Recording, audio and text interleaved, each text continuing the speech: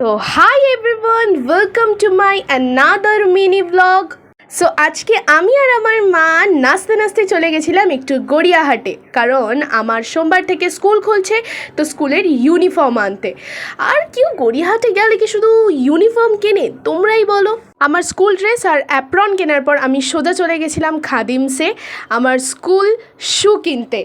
মা এখানে বিলিং করছে, তারপরে আমি আর মা একটুখানি গড়িয়াহাটটা ঘুরে দেখলাম। ভীষণ সুন্দর কালেকশন ওখানে ছিল, ভীষণ অ্যাফোর্ডেবল প্রাইসে ছিল। তুমি সব রকম প্রাইজের ওখানে জামা কাপড় থেকে শুরু করে কাপ প্লেট মেকআপ সেট সব কিছু পাবে।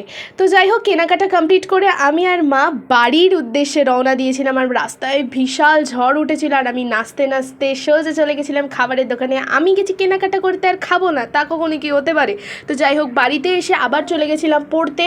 তো বাড়িতে ফিরে এসে একটুখানি তরমুজ খেয়ে নিলাম। তো আজকে এই অবধি, ভালো লাগলে like comment share and subscribe করতে ভুলো না।